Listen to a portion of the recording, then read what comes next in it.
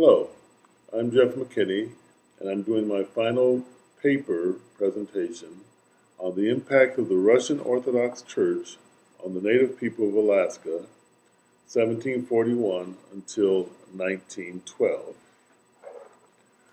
On July 15th, 1741, Alex Cherikov, commander of St. Paul, one of the ships of the Second Bering Expedition, recorded sighting what had been assumed to be Lewinsky Inlet on the northwest coast of Chichagof Island. He reported a broad harbor at 57 degrees 15 minutes north latitude. 10 armed men in a longboat were sent ashore to explore the land. Days passed and the men failed to return. A second boat went out, but it too disappeared. Smoke from fires on shore could be seen, but 3 weeks passed and nothing was seen of the missing men. Some of the natives in two small canoes paddled out from the bay where the boats had gone. When Cherikov tried to entice the people in the canoes to come aboard St. Paul, both canoes turned away. On July 27th, Cherikov and his officers decided to return to Kamchatka, which is in Asia. St. Paul had no small boats left, and without them, it was impossible to send parties ashore to obtain critically needed fresh water. As an aside to this, during the readings, particularly in Russell, on page 232 of our readings from the American Indian Quarterly, volume 33, number 2, spring 2009, which goes from pages 230 to 253. Mark Jacobs Jr., a man who I've met and in fact congratulated me in 1996 after I joined the the Alaska Native Brotherhood in Sitka. So I've met him. He's a Tlingit elder, and he recounted the Tlingit version of this story. These stories are very, very well known among the Tlingit people regarding this particular crew of Alex Cherikov. And they, of course, had a different version that we read in our readings just a couple of weeks ago. So according to Mike Jacobs Jr., who I know to be of Sitka, these three men did not return to their ship. They took this opportunity to escape the cruel and harsh conditions of the Russian ship. As they left the ship, they decided amongst themselves that they would eventually perish in the hazardous waters of the North Pacific. Why suffer such a cruel command until then? The decision to desert was easy. They eventually made contact with some local natives and were accepted and treated with respect instead of being murdered as Russian history tells it. So this is a little aside from what I've always understood that happened to those men. So again, this is the Tlingit version. I happen to know Mr. Mark Jacobs Jr., and so he continued that they married Tlingit women, and all went well until they spotted another Russian ship approaching.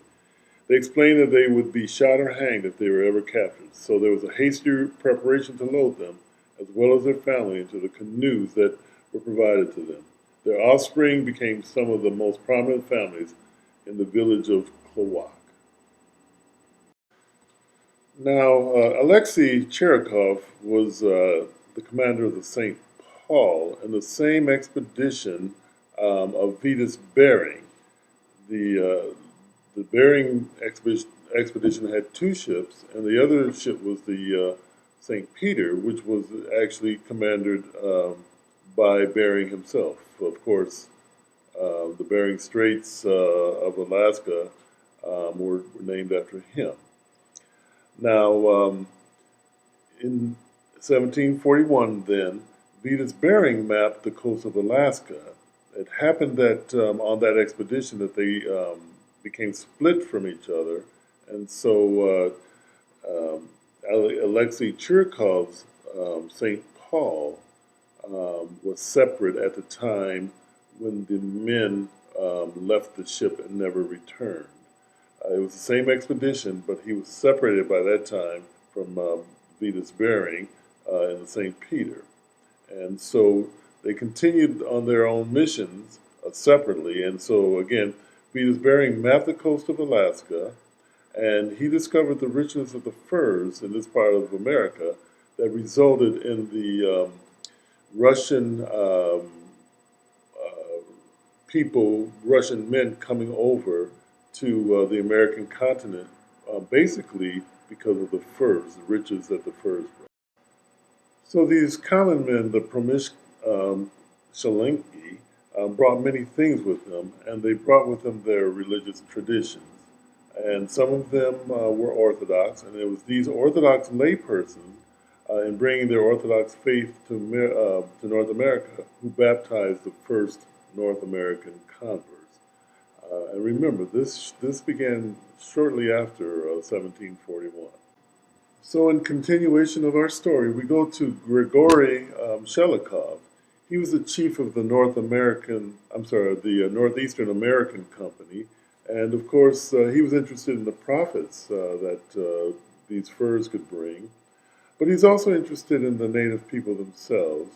And he wanted to treat the native people with as much tenderness and goodwill as possible. And he sincerely seemed to want to help the native people. So in the summer of 1874, Commander Shelikov shipped out from Russia for Kodiak Island.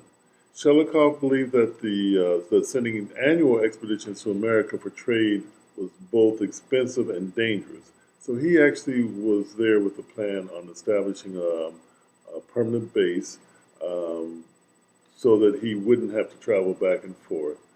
And his expedition, of course, met resistance from the local Kodiak Aleutians. So Kodiak, of course, is about 900 miles due west of Sitka. So they didn't go as far as Sitka now. They're back in Kodiak. And Kodiak, of course, is the land of the Aleuts. These are not Indians the way that we think of Indians. The Aleuts are an entirely different people. And again, they're about 900 miles from Sitka. They encountered difficulties as far as fights with the locals. And so Shelikov returned to St. Petersburg in Russia and requested a monopoly for the fur trade. So Gregory Shelikov was indeed granted the monopoly, but he never returned to Alaska himself. He set off to find missionaries to accompany, basically to set up in Kodiak for the benefit of the native people. Shelikov went to a place called Valum in Russia. Now it's part of Finland, is my understanding. But in any case, it was obviously far in the northwestern part of Russia. And he was able to come up with a series of both clergy and lay people to go to Kodiak. So Alexander Baranov went instead of Shelikov to Kodiak. And he was there to, he was given instructions to treat the native people with as much tenderness as goodwill as possible. However, when the monks and lay people actually arrived in Kodiak in 1794, they were very shocked and surprised at how badly Baranov's Russian American company were treating the Aleuts of Kodiak at the time of their arrival.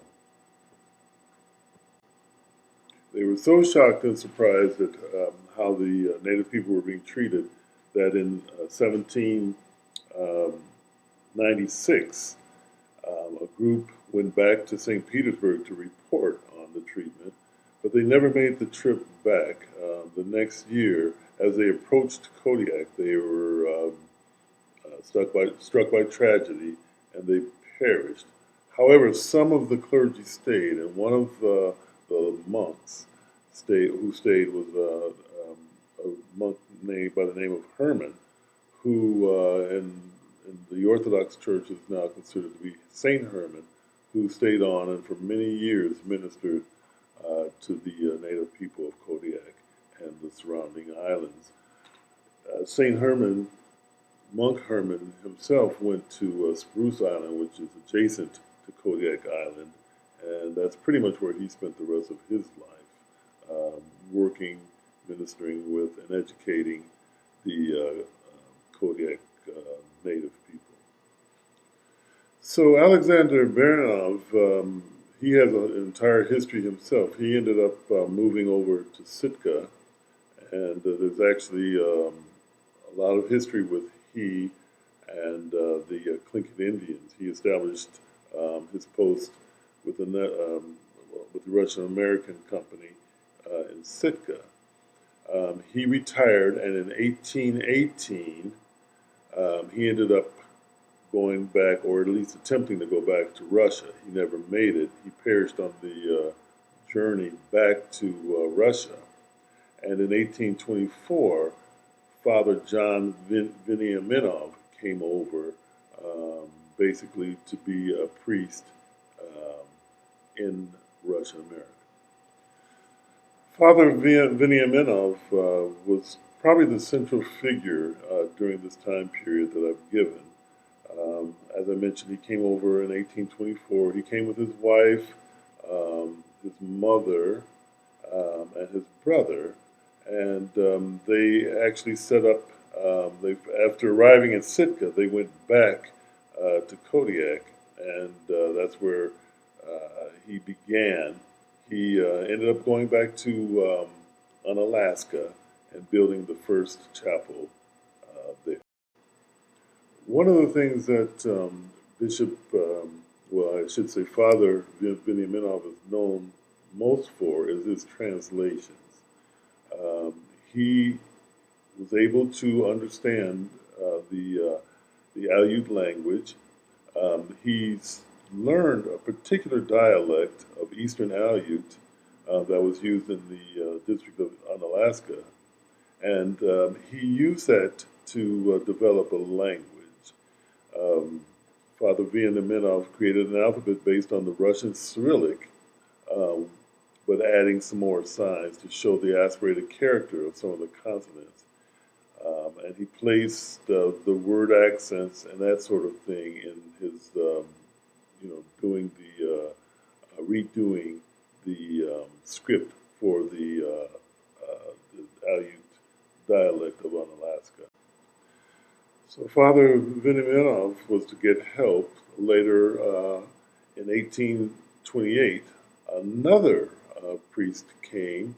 He himself was a Creole, meaning that he was part Russian. His dad was Russian, and his mother was native. Father Jacob Netsitov was a Creole of Aleut and Russian ancestry, and he graduated from the Irkutsk Seminary. Irkutsk, of course, is part of Siberia in Russia now. And so he was sent back to Irkutsk to study. And then after he was ordained, he was sent to assist Father Veniaminov in the evangelization of the Aleutian Islands. Saint Jacob, as he is known in the Orthodox Church, was born in 1804 at St. George. His dad had been one of the first Russian workers sent to St. George Island, and so Jacob himself spent his early years at St. George preparing for studies in the seminary that I spoke of in Siberia.